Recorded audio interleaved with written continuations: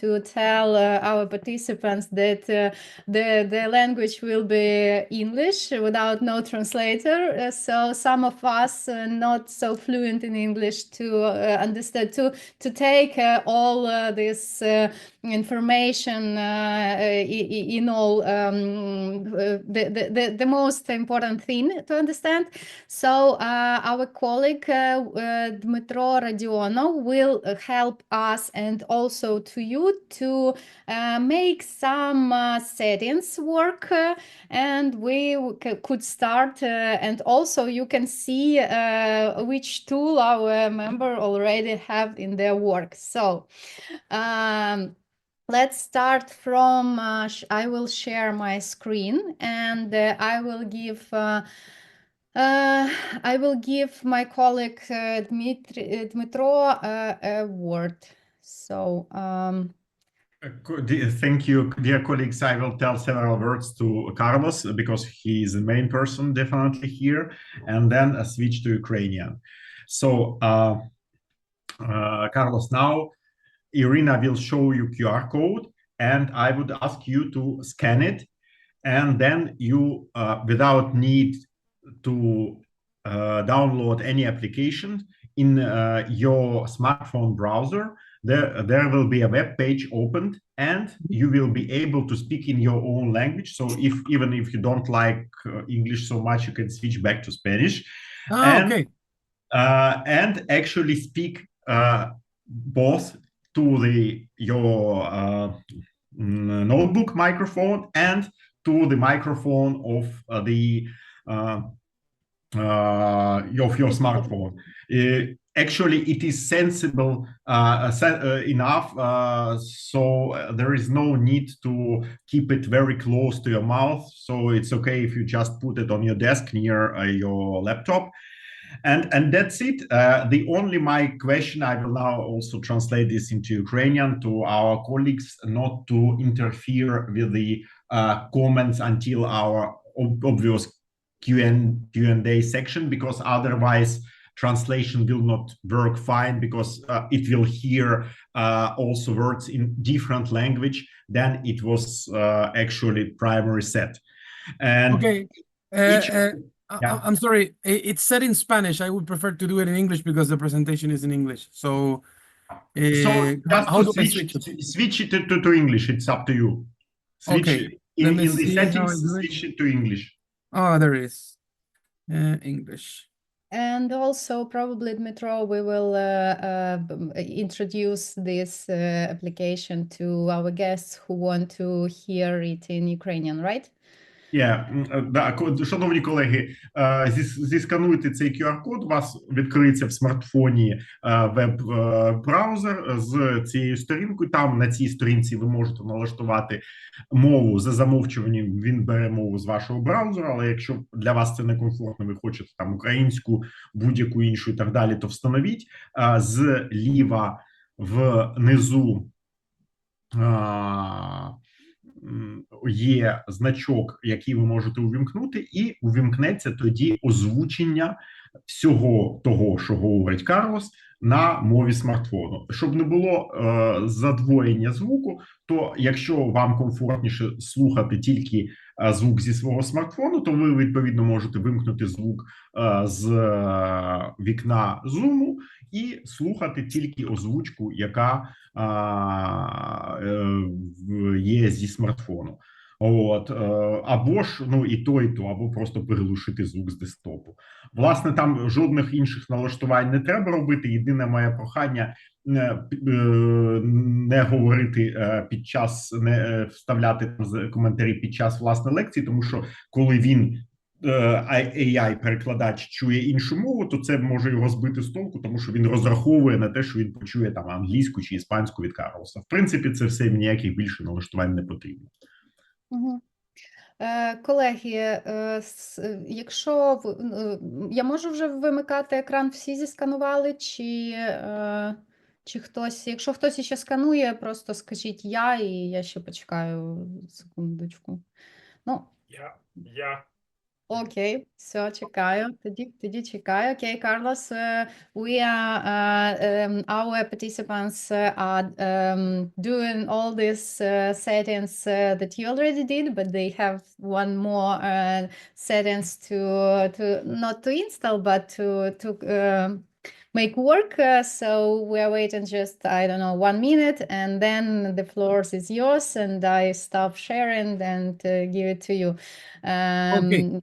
Yeah, and after this our workshop, it's probably will be good idea to share, if you want to share your experience, how to say, how do you like it, and what you think about this our new tool. So yeah, that would be great. Wonderful. All right. Окей, колеги, все, це все. Хтось іще? Attention to the screen. Okay, so I will stop sharing. I hope everyone already scanned this tool, and I want to Colleagues, give this all. Who's microphone the to mother-in-law? Carlos. Okay, To I'll stop talking. I hope everyone has scanned by now. Okay. I'm gonna start using the translator from now on. I will shut up. You can do your presentation, please. Okay, wait a second. It says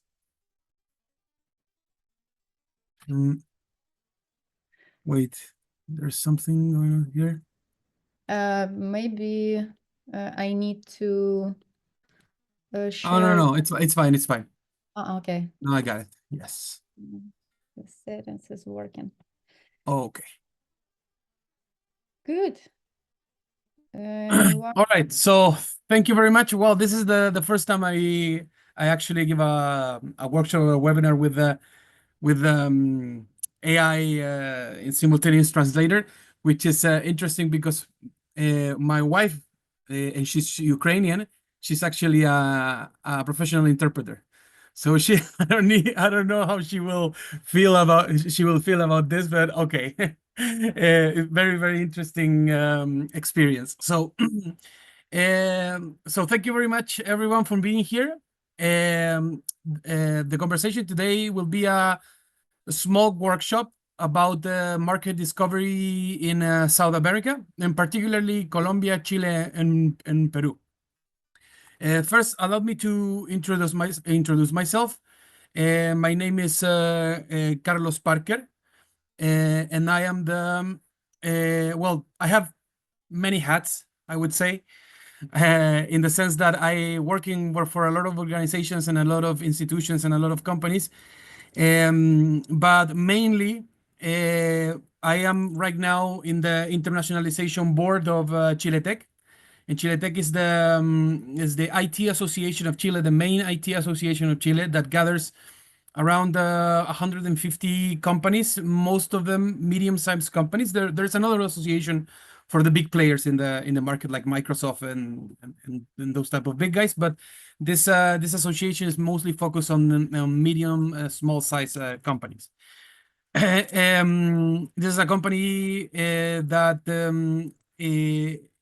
pretends to be the voice of the industry, both nationally and internationally, and particularly in the relationship that the industry has with the government, but also in one of the main aspects of our work, of our day-to-day work, is the promotion and internationalization of our industry.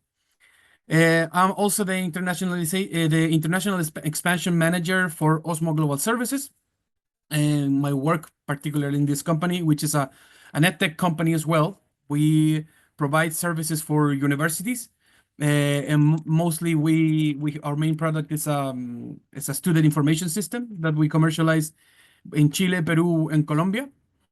I'm also managing partner of a company called Arxia, which is a consultancy company it's a Chilean Romanian company. I lived in Romania actually for about 3 years, and I started this company with a Romanian partner. and well, we do a lot of things with this company. We have most of our activity in Africa, for consultancy projects for the governmental sector in several countries. But a big part of it is also internationalization consultancy for companies, and we mostly help European companies enter into the Latin American market. Whether with consultancy, networking, building of local teams, soft landing, and so on and so forth.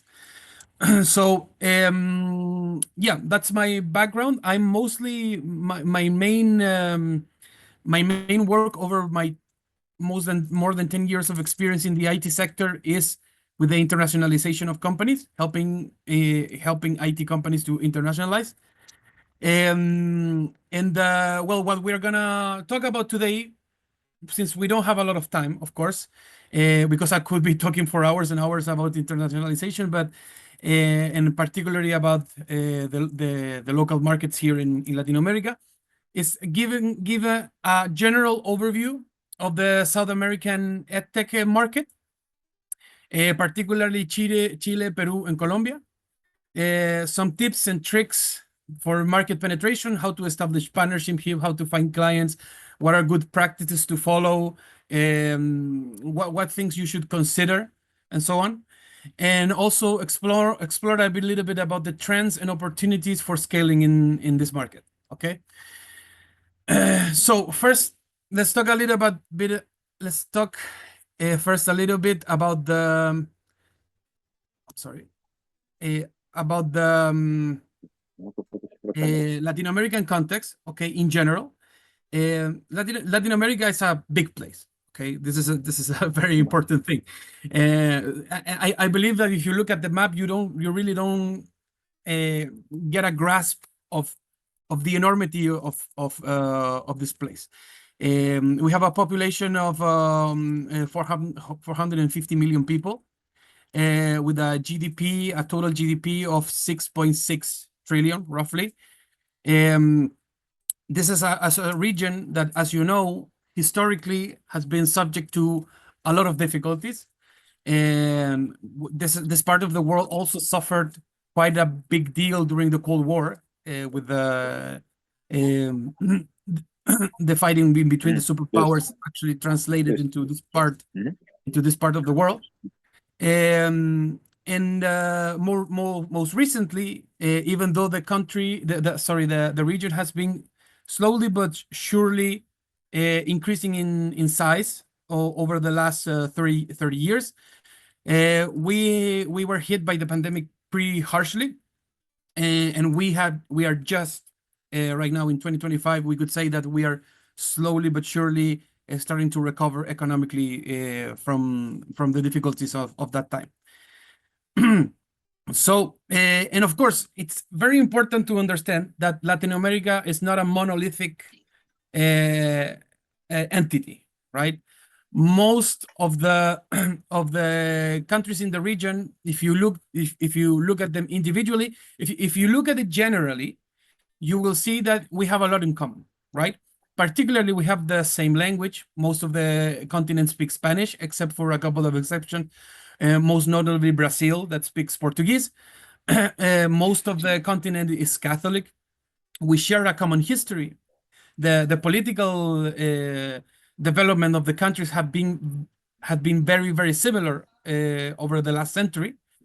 So you would assume, if you don't know, that the region should be highly integrated, right? It should be easy for us to integrate to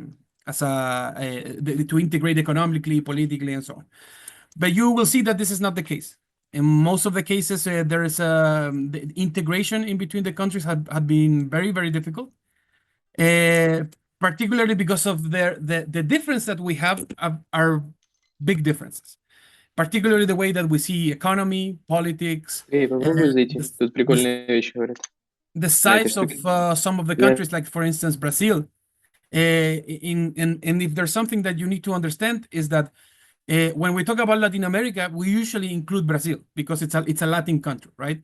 And there's different ways of talking about Latin America. Some people call it Hispano America to leave out Brazil. or some people call it Ibero-America to include Brazil and Spain.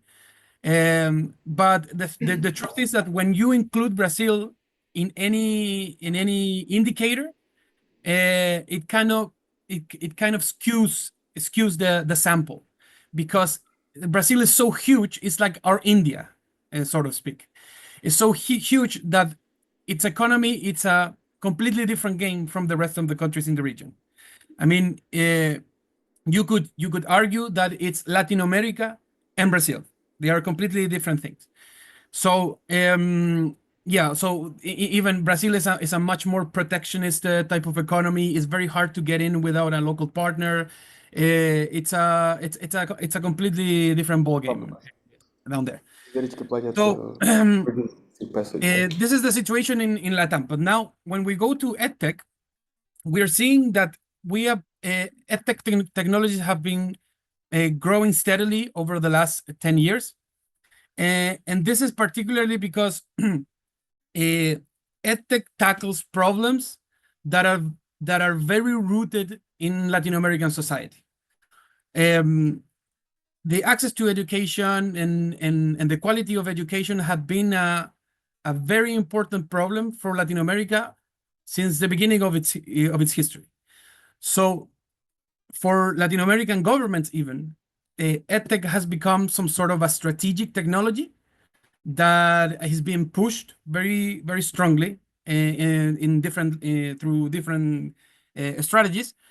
But right now, even though the market is not huge, it has been growing steadily over the years. So the value of the market right now, it's approximately $6 billion. That was this once in 2023 and around 7 in 2024. Sorry, in 2025, and it's projected to be growing around 14 to 15% year by year until 2034, right? Making it around 25 billion in 2034. So we have around 1,500 EdTech startups approximately. This is a 2023 data, so it's probably much more by now. It has had a very notable growth over the last couple of years.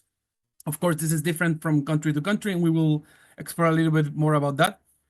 But in the largest segment in EdTech right now in Latin America is mostly workforce and executive education. And the second largest segment, I would say, is K-12 education, with also significant growth in preschool and higher education sectors. So if you look at this this graph, you will see that indeed workforce is the main workforce training and workforce retraining. It's a huge piece of the pie here in Latin America. Why? Because since the K-12 education and basic education here in Latin America has been historically very deficient, companies have taken upon themselves to retrain their staff, right? Because they see that people get into the work market without the necessary knowledge and skills, and there's a big gap between what the education market is producing and what the companies need to be competitive in the world market. So this has become a very lucrative business in Latin America. The other thing is, of course, management systems for schools and higher education. And the other aspect is also STEAM, which is technology, mathematics, and arts training, but particularly training in technology fields such as programming, coding, and things like this, because Latin America is the software factory of the US, and this is very important. Argentina, Chile, Uruguay, Colombia, and Peru outsource services to the United States. So the demand for highly skilled The technicians, programmers, and coders has been increasing every year, and the normal, the traditional types of education like universities and schools, they simply cannot cover the demand. So this is also a huge part of the market here in Latin America. Here you will see, you can do a comparison between Latin America and Europe, and you will see that workforce training is the highest part. K-12 education is also a big piece of the pie, and in post-secondary education, and so on. So what do we see in Latin America right now? What are the biggest trends, right? First of all, we are seeing for the first time a very rapid adoption of online and learning solutions post the pandemic. This was, I'm sure that this happened as well in your region, but after the pandemic, it became normalized to study online. So even though we are back to school now, we continue to look for online education. There is a big push from universities and schools to leverage AI for tailored educational experiences. We have a lot of government support when it comes in the EdTech market, because, as I said, governments are understanding that this type of technologies are becoming a way to bypass structural constraints over educational systems. There is a big push and a big focus for rural education, okay, because a lot of the Latin American population lives in rural areas and not in the cities. There has been a significant amount of growth when it comes to investment as well. And we see a big push for mobile-first applications. Why? Because of the same thing. Most of the population, they live in rural areas. And even though not many people in some parts of Latin America, most people don't have money, let's say, to buy a computer, but they do have money. They do have enough money for a cell phone, because cell phones are very cheap here. This is the same thing happens in Africa, where you can find a person that it's like a very poor person with 3 or 4 cell phones easily, because and these are like high quality cell phones, maybe from 3 or 4 years, but that they work and they can use, and they have access to the internet. So a lot of startups are choosing mobile first strategies for entering the market. Well, there is of course challenges, like in any other part of the world. Mostly it's, of course, there's significant disparities in internet access and digital infrastructure. This depends from country to country, and we will see in a few minutes the difference, let's say, between Chile and Ecuador it's huge. There's I would say some sort of resistance to change, particularly when you go to universities, for instance. I mean, if you have an organization that has been in the market for 300 years and they've been doing things a certain way, they say otherwise, but they do have some sort of resistance to adopt a new type of technologies. There's also regulatory hurdles that you need to take into account.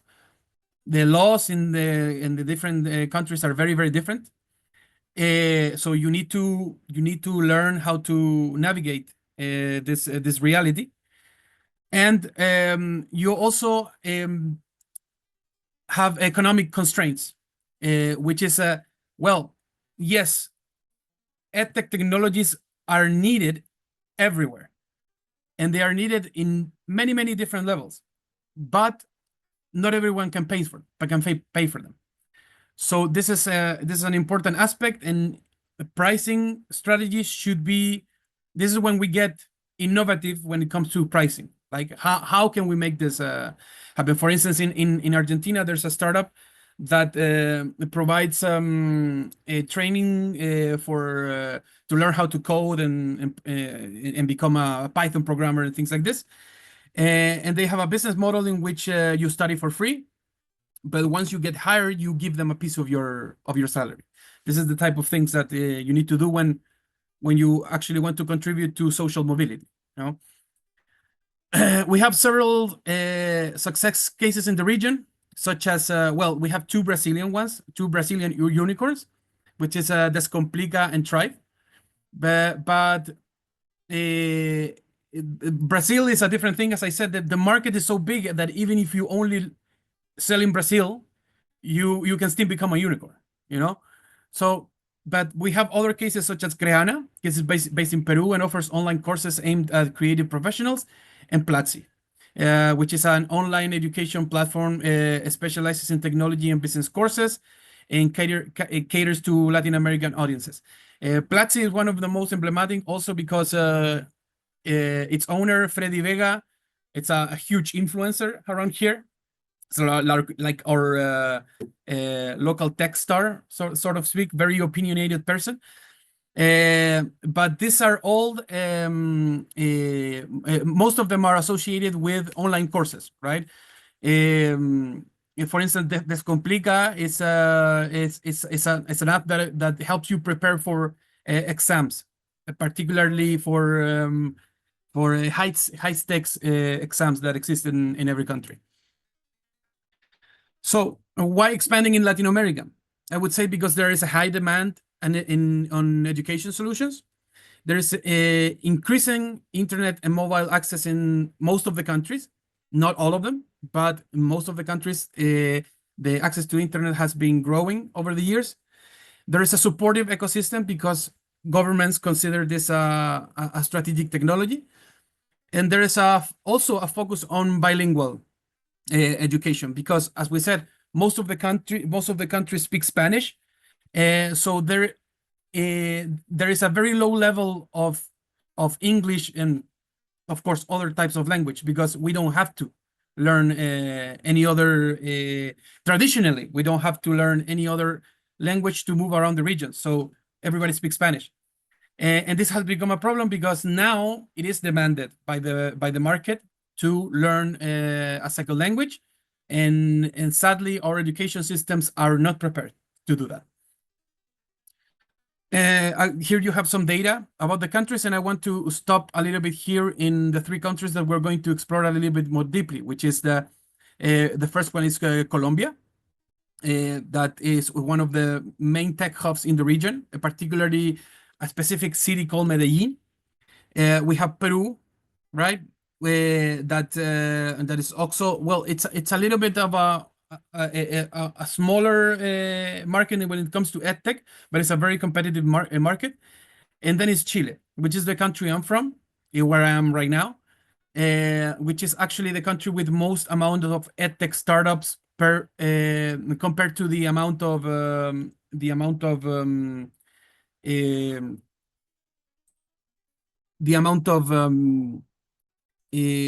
population, right? So I'm gonna start going a little bit faster because I think we have maybe 10 more minutes of the presentation. So I wanna stop a little bit in Chile. Well, Chile is one of the special cases in Latin America. It has always been. It's one of the most stable countries, and it's a country that for the last 30 years has sustained almost uninterrupted economic growth, right? The GDP per capita here is around $20,000, which is much higher than the rest of Latin America. We have most of our population in cities, not in rural areas. This country is also a pioneering in 5G technology, with 56% of the population in the country having access to 5G technology right now, which is higher than most of the countries in the region. And it also, fun fact, it has the fourth fastest internet in the world. And actually, there's a city called Valparaiso, which is where I'm from, which has the fastest city. That is the city with the fastest internet in the entire world.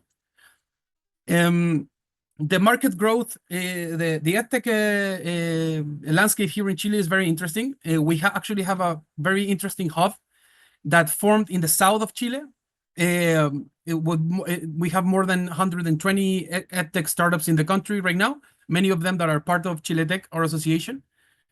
And most of the local landscape is focused on personalized, first of all, personalized learning. There's a lot of startups coming right now that are leveraging AI to establish personalized pathways for education. We have the trend in the country right now is hybrid learning, which means that yes, there is a newfound value in online education, but people have started to go slowly back into in-person education as well. So there's many startups that are actually offering a hybrid model, which means that yes, you go into study. Sorry, you go to study online, but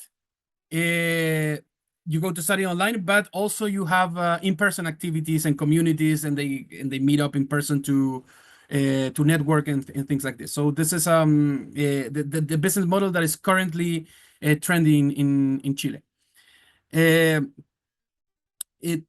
We have that data-driven education is also very important. I'm personally participating in a lot of projects like this. Schools and universities are more and more trying to gather data to make more informed decisions and refine teaching strategies and improve overall educational outcomes. Gamification is also a huge thing right now. I assisted an event a couple of weeks ago. It was an EdTech event in a big university here in Chile, and I would say that almost half of the startups there were about gamification. All right. And there's also a big push for blockchain applications, and particularly for certification. Many institutions are turning to blockchain technology to particularly prevent certification fraud, which is very common in Latin America, especially because of all the migration.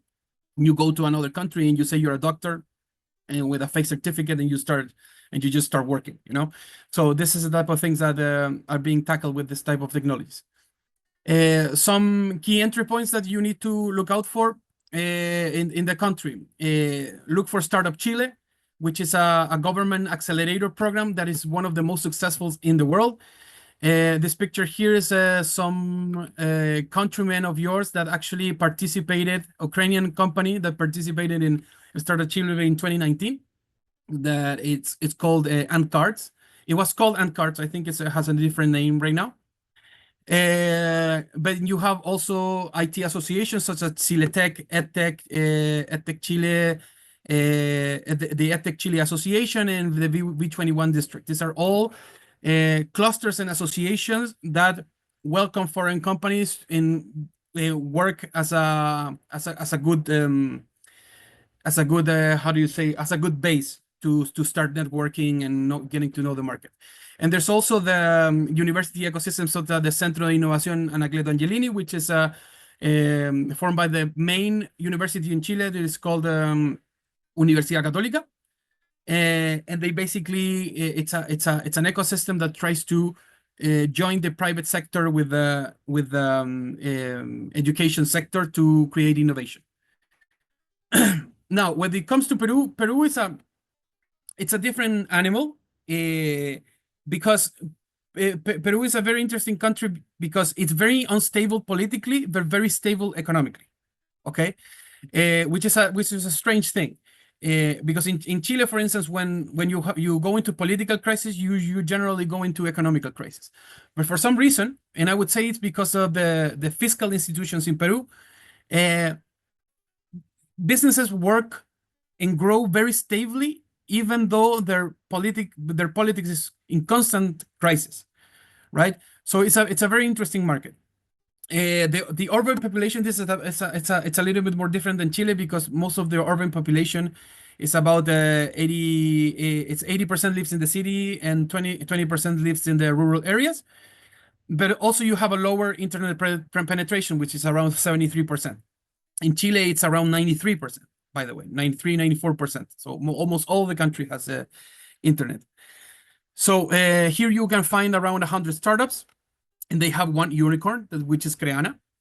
which is also an online education platform. It has attracted the most amount of investment, actually, but I would say that Creana is mostly responsible for that. What are the opportunities and trends? Well, again, also hybrid learning models and gamifications, but there is a big focus on rural education. And I want to stop here because I think that this is where innovation really comes into play, because when we usually think about innovation, we think about high tech, right? But in Latin America and in Africa as well, we see that many times the innovation comes from low tech or no tech at all, right? So there's a lot of since a lot of rural areas don't have internet. For instance, I personally participated in a project for a chatbot that people in rural areas could use, but it was accessible over the phone, right? It was just plain normal phone signal, a cell phone signal, right? But the technology with the chatbot, it was an LLM, right? So it's a mixture of high tech and low tech to innovate and solve a very hard problem to solve, which is lack of internet, lack of connectivity. So this is why also mobile first, as I said, is very important in Peru. In most Latin America, it's like this. Everybody has cell phones. Everybody has internet on their cell phones, or most people have internet on their cell phones, but not everyone has a computer, right? So you need to adapt your strategies in Latin America to this reality. There's also a K-12 and higher education demand, increasing demand also in management system or tailor educational products. There's not a big standardization here in the education sector. So personalization is always important, right? It's very hard to sell just plug and play solutions, right? And of course, AI integration is it's trendy everywhere. And what programs you should look out for there? Startup Peru, which is actually a spin-off of Startup Chile. Startup Chile has actually been replicated in several parts of the world because it was a very successful program. And ProInnovate, which is also a government program looking for innovation in the public sector. And you have associations, very big associations like APESOF and Common Peru, which are both associations of the IT sector in the country. There's actually not an EdTech association in Peru yet. And now going to Colombia, I'm gonna try to be quick here. Colombia is it's a very important tech hub in South America. They also have their own unicorn, which is Platzi. Also an online education course platform. It's much bigger than Chile and Peru. It's 50 million people, and they have around 300 universities in the country with an internet penetration also 74%. They have two hubs, two tech hubs, because it's a much larger in scale. One is Bogota, which is the capital, but one is is Medellin, which is personally one of my favorite cities in the entire world. It's a very nice city, very innovative city. You can find there places like Ruta N, for instance, which is the innovation district of Medellin. It's a big place with a bunch of buildings of co-workings, labs, cooperation between the universities and the private sector and the public sector. It's a very dynamic city. And also you have Startco there, which is one of the biggest startup events in the entire Latin America. In Colombia, the trends are pretty much the same, but I would add here that they are very focused on what it's called a lifelong learning. This is what the Colombian companies are actually demanding from the market. They want basically students to be put in a funnel that they can follow through their entire lives, because they understand the necessity of educating and re-educating people all over their lives. So there's a lot of startups that are going with that business model, and with a lot of success, I must say. And also, online education is important in Colombia because in some parts of in Colombia, there's an armed conflict, and not in the big cities, but in the rural areas mainly. It's very dangerous parts of the country. So they feel like people started to feel that sending their kids to school actually it's an issue because they get involved in gangs, or it's very dangerous. So they are found in online education a way to keep their children away from these perils. Okay. So I'm sorry. Can I ask how much time we have, or we should go to the questions already, because there are some questions that are associated with some of this stuff. So maybe we can just go straight to the questions if you want. We can do how you feel is better. So if you want to go to questions, sure, or you want to add something, it's also okay. So just let me go through this real quick then. So so what do you do if you're interested in going into this market? What are the steps, right? What are the good practices that you can follow in order to ease your way into this market? The first that I would do is you need to establish a self-assessment of your own company, right? Internationalization is not necessarily expensive, okay? But you need to understand what are your real capacities in order to, in terms of resources, in terms of people, in terms of expertise, in terms of experience, right? Because you need to build your strategy around this reality. I mean, you cannot pretend to have more money or more people than what you really have, of course. So you need to make an assessment of your company and say, okay, this is my situation. And then with this, you go to step 2, which is validating the market. Okay, basically assessing if there is water in the pool in the market that you are interested. Let's say you want to go into Colombia, right? For market validation, and people overthink it, and they think that you need to necessarily make a market research, like an in-depth market research, paid a consultancy to write a 200-page report about the local market. And it's, in my experience, it's really not like this. What you need to know is understand the landscape, understand what are the associations, what are the investment mechanisms of the government, what are the what can you use to aid you into these markets, and where you can find people basically that you can talk to, right?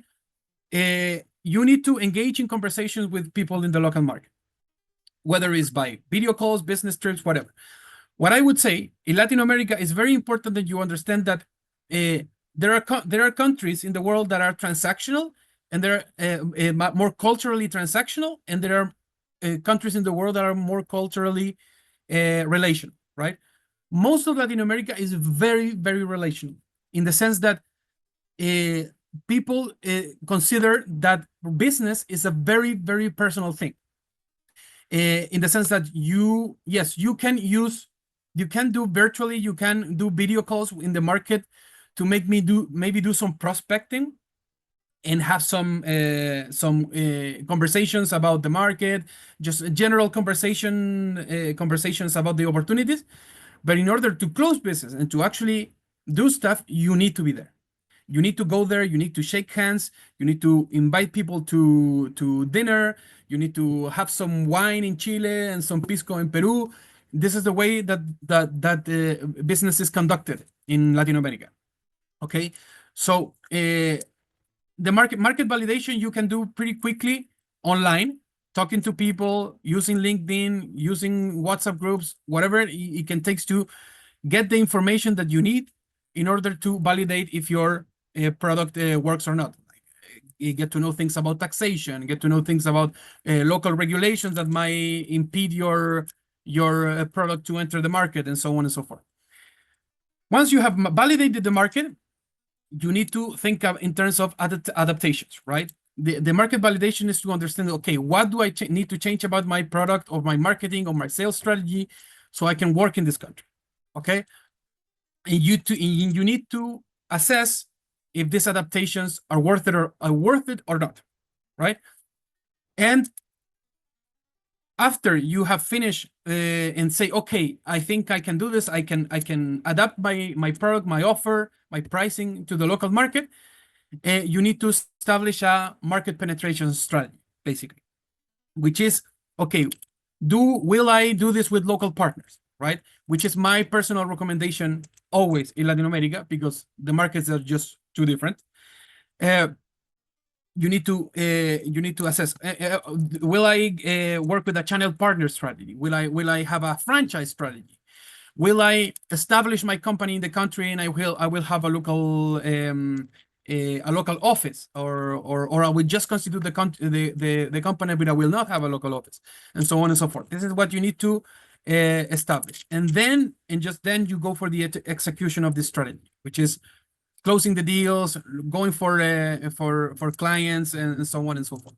So this is basically what the framework that we created to enter into the Latin American market. So, and some tips that I would propose, right, to have in mind in order to work in the Latin American market are also that you need to identify key players. Okay, you need to identify who is who when it comes to universities, schools, government programs, private corporations. Attend as many events and conferences as you possibly can, because this is a very, very good way to understand who is who in the market. Leverage IT-association and EdTech clusters and associations, particularly for business trips. If you go alone into a market, it's going to be much, much more difficult than if you go as a block, 10 companies going to offer in the services. It's much easier to open doors this way. And you need to prioritize getting information first, learning who is who in the market, who are the big players, what are the niches that are unattended, and so on and so forth. Again, you need to learn how to get to know people personally, not just the brochures of the companies, right? This is as I said, the relationships are very, very personal in Latin America. You need to always be aware of cultural differences, okay, and particularly cultural business culture differences. For instance, saying you will be shocked in some countries to know that it's very normal to arrive 30 minutes late to a meeting, for instance. These are things that you need to be aware beforehand, so you don't have misunderstanding and nobody gets offended even. You need to think also in terms of bases, meaning that, okay, I'm gonna base in Medellin, I'm gonna base in Santiago, I'm gonna base here. Why? Because these countries that I mentioned, Chile, Peru, and Colombia, for instance, are part of a bigger structure that is called the Pacific Alliance, where you can actually expand from Chile to Peru and to Colombia much easily, because we have double taxation treaties and free trade agreements, and things are standardized. So this is a very good strategy for a regional expansion. And if you don't know the market most of the time, it's better to get a local partner, always. Also, another, the tax systems and the law systems in these countries are very complicated, so get a very good accountant and get a very good lawyer. And consider also that in the university sector in Latin America is very relationship and lobby driven, so you need people that know how to move in this markets, okay? And also, this is good for any type of advice, always generate value before selling. If you go to sell, people are not gonna pay much attention to you. You need to go to create value first. And I will leave it at such. I'm sorry, I think I overextended, but we have maybe 10 minutes or 20 minutes for questions. Thank you, Carlos. Anyway, it was very useful, and especially these two last slides. I think everyone gathered here to hear especially this, not just in general information about Latin America. We can find it in Google, for example, but from the local person who are involved in the whole structure, just step by step, and the main points to remember before you will think about expanding to Latin America. So very big thanks to you. And I want to mention to our guests that this workshop is becoming became realistic because of connection EdTech Ukraine Association with Kарлоsa Parkera. So we want, even if you won't ask your question here, or for example, Carlos couldn't answer the question. I have a list of questions. I don't know if you want me to go through this list or of the pre-questions, or should we take questions from the for the audience? I think it's good to ask, maybe our guests have a question right now, for example, our Natalia, and probably those questions we gathered from the registration, we could plan another webinar, for example, with the specific question, or you can recommend your option. I can actually, if you don't have enough time, I can just send you the questions that you gave me in writing, if you want. Yeah, okay. You mean you wrote the answers, or? Yeah, I have the answers written. This is actually even good, even better in this case, because I want to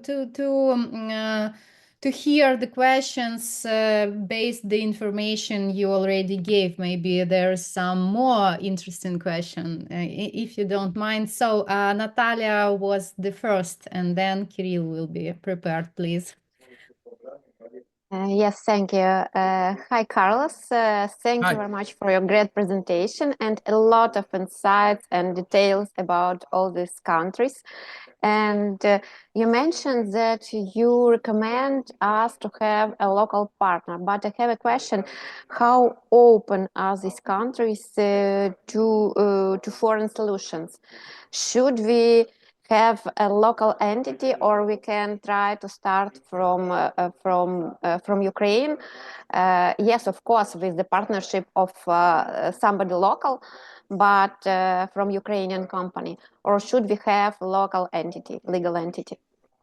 Well, it's all about really when you're making that decision. In the end, it's all about control over versus risk, right?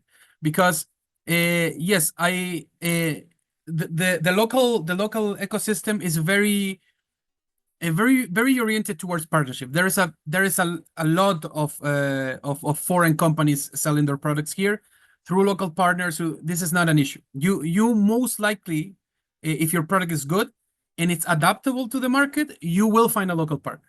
This is not really an issue. Companies in most of these countries in Latin America, Peru, and Colombia, because precisely because they know that they can sometimes find more advanced, a higher tech and better solutions from Europe or from the United States. They're always open to represent softwares from other parts of the world. Okay, so you will find this. You will find that this is not a problem. The problem will be to find a good one, right? Because you can find a partner, but the thing is that when you put your commercial strategy into a partner, you are basically constrained to if they sell or not. Okay, and there's not much that you can do to make them move because it's not your company, right?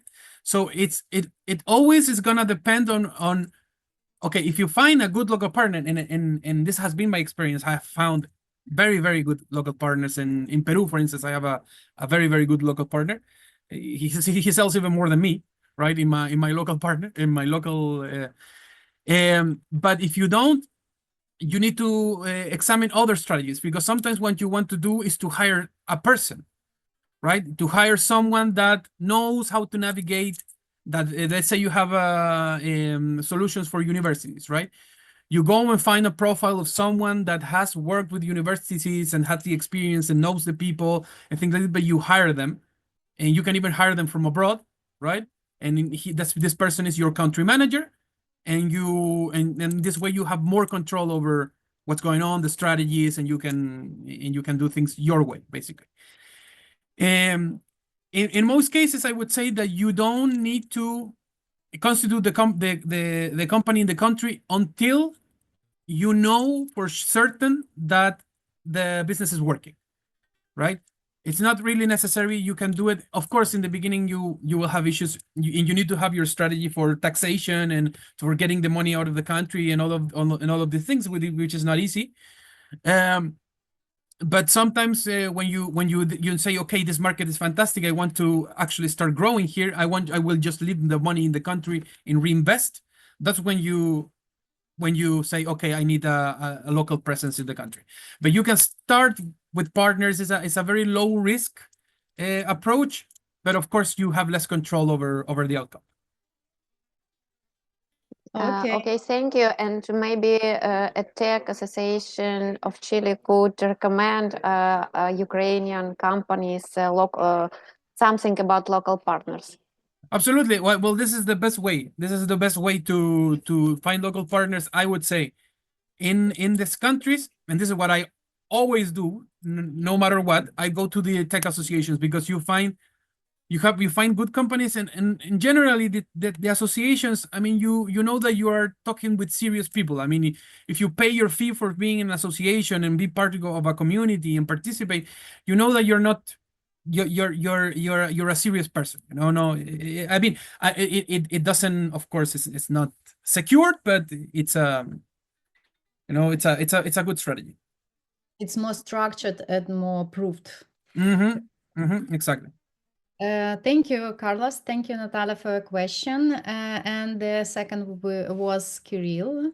Please ask your question. Yep. Thank you very much. First of all, I want to say thank you for useful information.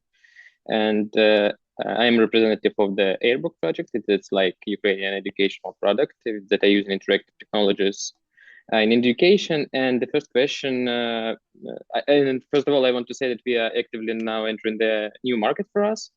And the first question is, I would like to know your sales channel that you used, first of all, entering the new market. How did you find them? Do you have some problems maybe with it? And the second question, who are your main competitors and how do you work with them? Do you have some consequences or something else with the competitors on the market? Thank you. Okay, so you're talking particularly about my company, right? We sell software for universities, all right? That's correct? Yes. Okay, so I will tell you how I did it. Well, in my case, it's a little bit different because I've been working in internationalization for about 10 years.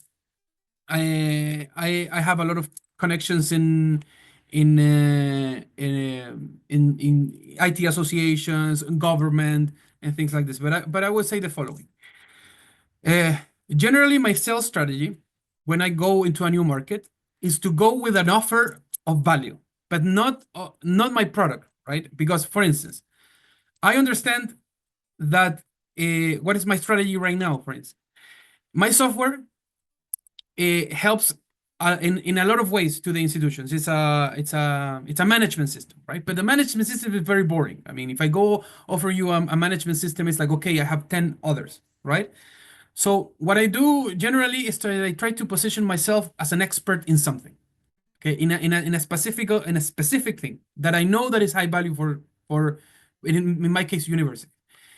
In my case, what I'm doing right now is that I go for accreditation, like because all of the universities in the region, they have accreditation systems that are conducted by the government, and if you don't pass this accreditation requirements, your university cannot operate normally. Okay, so they are all pushed and they have to do this, right? And it's very difficult. And there is a big aspect of accreditation, which is a technology. It's the technology and innovation. And I said, okay, I will not go and promote my software. I will go and say, I will help you to move your company to accreditation in an easier way. And I offer, and I started making events about this. Started making workshop, webinar, guides, YouTube videos, whatever, to bring people in around a specific subject in which I am comfortable with. Okay, and then after I have created value, then and only then I offer the software. Right? So you need to establish yourself. You need to find your niche and find your specific knowledge niche, and go for that and position yourself as an expert in something. This is what I do normally.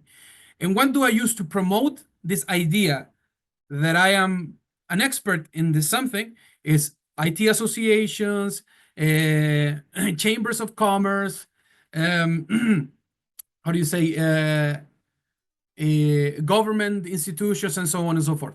And also leverage IT-associations, because as I said, it's very hard to go to a market alone. It's very, very hard.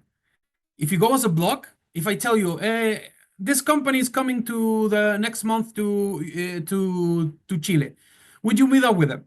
And it's, you know, it's okay, it's a company. Well, what, they're gonna come to sell me? That's one thing. But if you say there's 10 tech companies coming to Chile and they want to do an event in a hotel with a breakfast and everything, that's an entirely different thing. And they want to talk about the subject and so on and so forth. So this is the type of strategy that you need to do. You need to become creative, right? Because in this new market, nobody knows you, nobody trusts you, right? So you need to create trust in some way, right? And these ways are becoming an expert in something, borrowing credibility from someone else, which is having a local partner, or propose also, how do you say it in English? Like, well, to basically give yourself away in the beginning. Like, as you say, like very extremely aggressive pricing or extremely aggressive offers that is basically what you need to get your first 10 clients. You make them make videos for you and testimonials, and then it becomes way easier because you have some reference. Okay, but this is the only way. In the first 10 clients are always the most difficult ones, but once you were past that threshold, it gets much easier. That I would say. And there was, if I'm not mistaken, about competitors, right? Yes. I can repeat the question. And can you please tell who are your main competitors and how you deal with your competitors? Because as I know, when you enter the new market with the product, there can be a product that seems like your product, and there always going to be a competition between the companies. For me, it's always it's always about finding a niche. Okay. I would, for instance, when it comes to my software, which is a student information system, the big players are Banner, Illusion, and things like this, right? Huge softwares, extremely expensive. Most of the big universities are already set with that, and they are not gonna change their software for my software. I know this. I'm not gonna go compete there. But we did find that the smaller universities and the middle size of universities are underserved, right? So we created a pricing model that goes according to amount of students, right? So we don't charge the same a university with 10,000 students than a one with 200,000 students, right? This is what our competition doesn't do. So we are trying to focus on the small institutions, and not only universities, institutes, because in Latin America, there's not only universities, you have also technical institutes and centros de formación técnica, which are similar to universities, but smaller. So we go for that, okay? So what I would say is find the niche. You need to find the niche that is underserved. If you are going to go to compete into a niche that is highly served, and you have companies that have been in the country for 30 years, have credibility, you're gonna have a very, very, very hard time. So you need to even consider changing your product. And this is what I'm saying about adaptation to your product. And say, okay, my product is made for big institutions in my country. I'm gonna have to switch it up. I'm gonna have to go for maybe only for certain types of universities, and say, okay, I want to go for this because I've identified that they are underserved. Okay, so this would be the strategy. Thank you very much. Thank you, Kirill, for your questions. And the next was Yuri. Please ask your question. Hello, Carlos.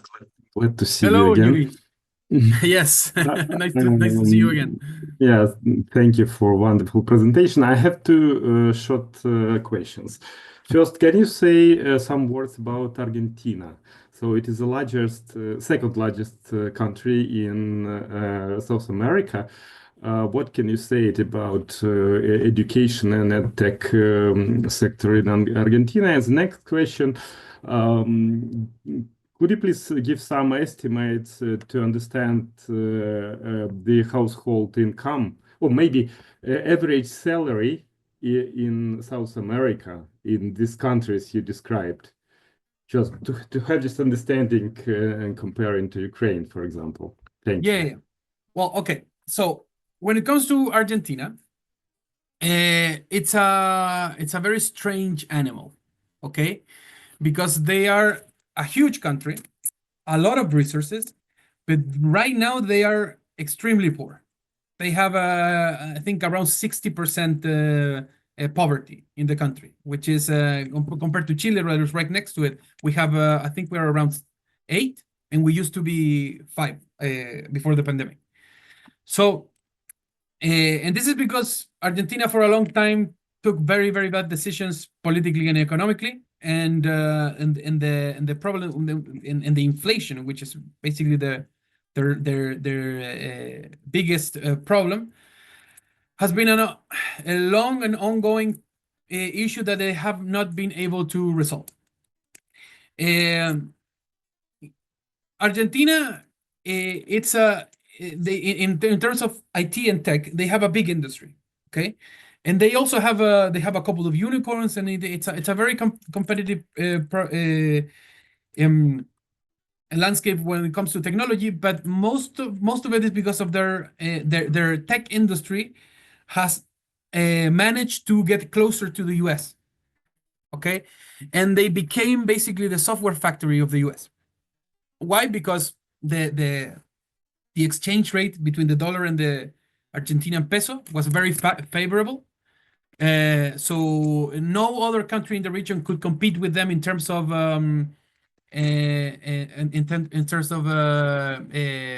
work per hour, basically. Okay. Right now they are in a period of transition, an extreme transition that is going on right now. Maybe you have heard about it with Milei, which is basically a libertarian government, that is completely revamping the country. I mean, I've never seen something like this.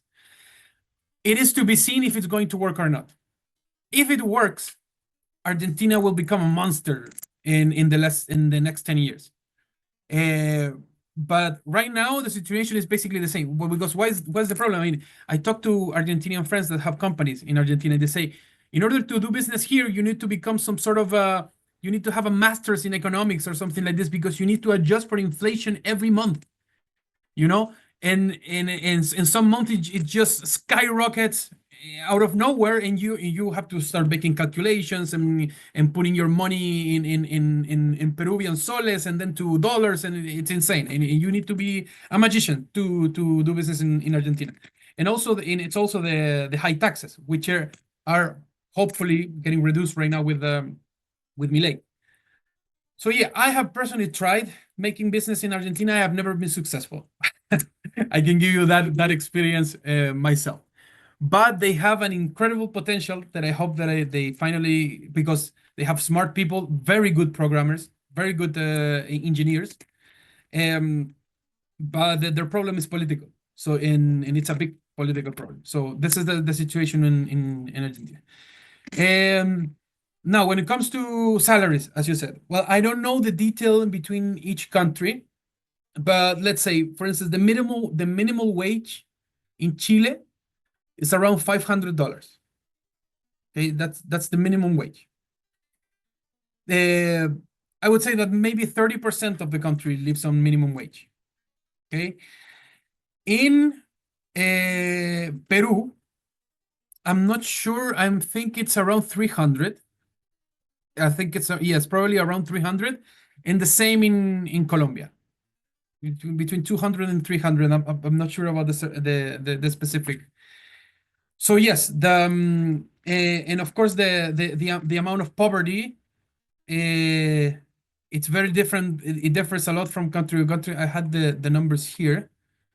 For instance, the percentage of poverty in Peru is 25%. Lives in poverty, and in Colombia is roughly 27%. So in Chile it's just 8%, I think. So yeah, the situation in Latin America is that, I mean, you need to consider these things in order to adapt your pricing strategy, because as I said, I mean, one thing is that you need something, and another thing is that you can pay for it, you know. But yeah, the basic, the average income in Latin America is it's inferior to Europe in general, of course. But I would say it's because what is it? What's the minimum wage in Ukraine right now in dollars? No, we have as I know, we have official rate. Official rate is about around $150. Okay, so yeah, but in really it is bigger. Yeah. So in general, Latin America, it's comparable to Eastern Europe when it comes to GDP per capita and things like this. So yeah, that's what I would say. I don't have the specific number, but that's what I would say to you. Thank you. Yeah, thanks, Yuri, for your question. And I think we will have the last one from Igor, and probably that's it. Igor, please turn on. Yeah. Thank you. Thank you. I'm gonna join, guys, and thank you for the insights and everything you told us. That's really helpful. My question was, you actually mentioned a couple of times that there are like interest in the EdTech sectors towards K-12 segment, right? So working with the kids who are in school, kids, teenagers. And my question is there a market for solutions like pre-K-12, preparation for schools, early development, and so on? And I mean like online tutoring and learning, that kind of stuff. Of my understanding, this is the smallest of all the segments right now. I personally think this is a segment that is underserved in Latin America right now. I think if you saw the data in the beginning, I think it's like 5% of the total pie chart. It's pre.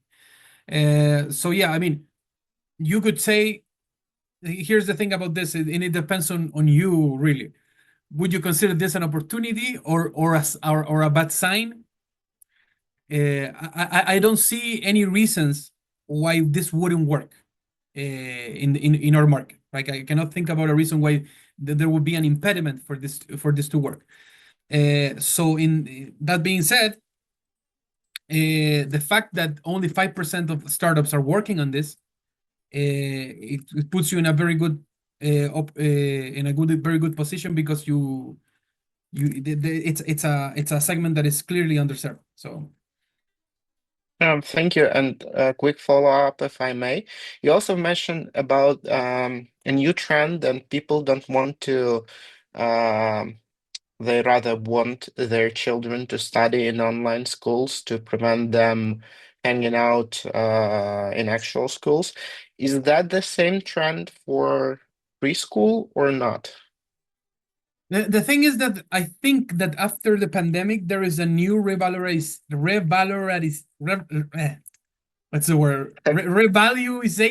of the in-person value of things, you know? Mhm. So yes, parents are saying basically, well, yes, you can use online education very effectively. Kids learn, you can do it, but they do value the social aspect of education as well, like to go there, to know people, to play, to meet other kids, play and things like this. So most of the companies I've seen are moving towards some sort of hybrid thing. Yeah, I that I would say. I think that that and I see this in all of Latin America. I think that's a cultural thing as well, because if you need to know something about Latin Americans, is that we value community a lot. Okay, a lot. I mean, you see how people live here. You know your people know their neighbors. It's a different way of living compared to some parts of Europe, for instance. So this is a part of the and even I would say that, for instance, in schools, people add great value to the schools you studied in, at least here in Chile, right? If you went to Academia Nacional, right, which one of the top schools that they have presidents that study there and things like this, it gives you some sort of social value to be part of an institution like this and go there and to actually go there, right? So these are cultural aspects that you cannot bypass, really. That are slowly changing, because before people used to put their school on their resume, you know. So the employer would be like, oh, you studied in this school, so it would assume that you were of some from a certain class, you know. But this is slowly changing. People don't do that anymore. For instance, it's considered a bad taste. But these are the type of things that you need to understand. And this is why it's important that you talk really with people that are in the industry here and know even more than me, right? That they can tell you, listen, there's no way. I mean, people are not going to do this here, not because your product is bad, not because your idea is bad, but because people just are different, you know? So this is the type of things that you need to explore. Thank you. Thank you, Igor, for your question. And thank you, Carlos, for your answers. And probably slowly we will finish our first webinar, because I think we should do the next, and probably it will be more thematical because of question we already get from our people who register on this workshop. And of course, it will be very useful for example, for Dmitro Rodionov to hear the feedback about this small tool. Is it if it was helpful for those who were registered, and probably Carlos, you want to say also something at the end of this meeting? Well, I still don't understand the outcome of it, because of course I am not hearing my translation.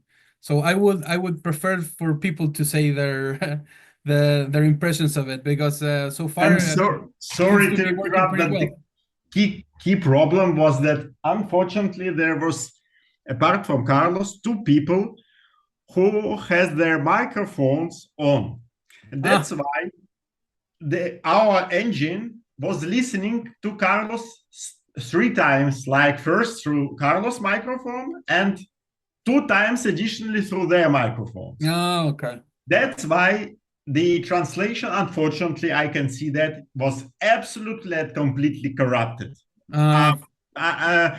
It is, to be honest, due to lack of our instruction, because the idea to make it just came to our mind just half an hour before the presentation. So my apologies to all of you who haven't used in full our solution. It is not so bad as it can look just because of this microphone issues. So there is one very strong issue that only one speaker at a time. All others should be muted. That's the key question. So for the future, we will solve this. It was very useful anyway. Well, it's a service to see. It was good for testing. So yeah. Worth so it. Yeah. Once again, my apologies for everyone who couldn't use that. So in the end, so because of these 3 inputs it had, so in the end it was worse, and then it's just stuck. That's the problem. But now we at least understand what challenges we do have. All right, great. Thank you. Thanks, Tatiana and Dmitro. Tatiana for sharing this idea with us, and Dmitro to connect, and his team to connect it very fast. I hope it was really useful webinar, this meeting for you guys, and those of you who didn't get answer the question they wrote. We are aware of your need, and aware about this question, and aware about the answer that will be very helpful for you and for all of us as Ukraine to make it more clear. So I think we will discuss with Carlos and schedule the next date of webinar. And those of you who are not yet a member of EdTech Ukraine Association, please join us. You see, we have a lot of opportunities, and soon it will be more and more for our members. Thanks all for your time, and have a good day. Thank you very much. Thank you. Bye. Bye.